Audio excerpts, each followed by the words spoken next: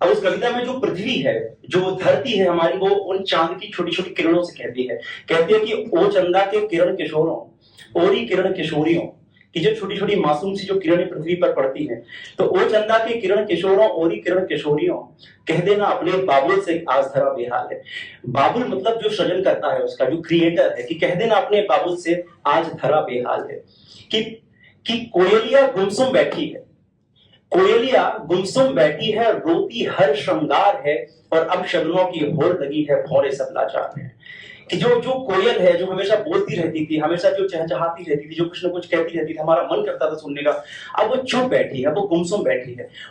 पृथ्वी जो जिसका श्रृंगार है, झरनों को बहते हुए देखना, पृथ्वी का यही तो, धरती का यही तो श्रृंगार है, कि नदियों को बहते हुए देखना, फूलों की खुशबू, फूलों में जो जो जो उसका रस है, यही तो पृथ्वी का श्रृंगार है। तो कोयलिया गुमसुम बैठी है, और हर श्रृंगार में जो धरती है वो रो रही है, कि अब शगनों की होड़ लगी है, कि भौरे सब लाचार है।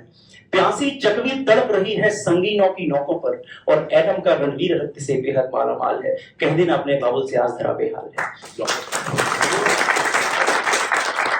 मैं बस इसका थोड़ा सा मतलब समझाऊंगा। इसका मतलब ये है कि जो प्यासी चकवी है, जो लव बर्ड्स होते हैं, जिसको हम ब्राह्मण शेल्डक डक बोलते हैं, जिसे हम इंडिया में, वो प्रतीक्षा करते थे प्रेम की, वो प्रतीक्षा करते थे अपने कपल की, लेकिन अब वो प्रतीक्षा कर, संगीत मतलब होता है जो बंदूक की जो नोक होती है, अब युद्ध वहां पर अटका पड़ा हुआ है। तो अब वो जो चकवी है, वो केवल वेट कर रही है कि युद्ध और विध्वंस कब होगा और कब मेरी जान चली जाएगी।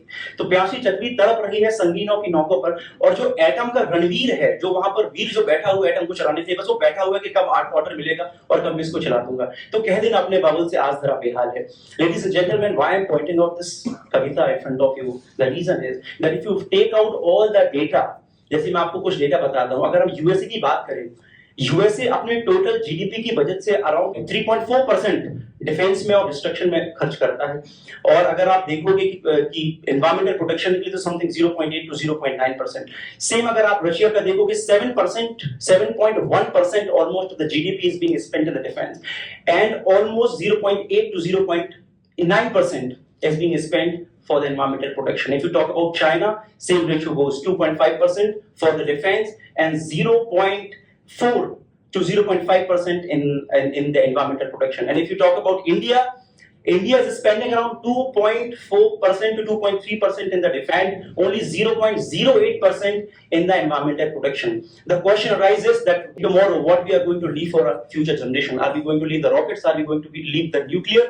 What we are going to leave? That is how the doctrine of intergenerational equity, which the author has, I think, discussed in page number 2 of his book. He has beautifully narrated the doctrine of intergenerational equity. So I will not be taking much time. I'll just be pointing out one thing.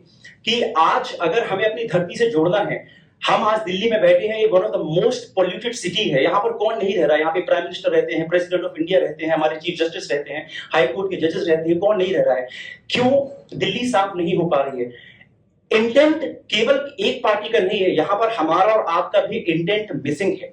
अगर मैं आपको एक छोटा सा example दूं, जैसे भोपाल में कुछ दिन पहले लेक जो थी वो पूरी सूख रही थी, सुधीर सर को पता होगा, तो वहां पर श्रमदान किया गया था। एक 5वीं क्लास के बच्चे से लेके, अगर कोई पोस्ट ऑफिस में काम करता है, कोई कोर्ट में काम करता है, चाहे वो एडवोकेट हो, डॉक्टर हो, हर एक बच्चे से लेके बूढ़े तक ने जाके श्रमदान किया था। जब उसमें श्रमदान किया गया तो उससे ये समझ में आया कि जो हमारी फंडामेंटल ड्यूटीज हैं आर्टिकल 51 में जो दी गई हैं, कि हमें कंपैशन होना चाहिए लिविंग क्रीचर्स के प्रति, हमारा कंपैशन होना चाहिए एनवायरमेंट के प्रति। वो कंपैशन लोगों का जागा, तो आज के दिन अगर कोई लेक को गंदा करता है भोपाल में, तो लोग अपनी आवाज उठाते हैं।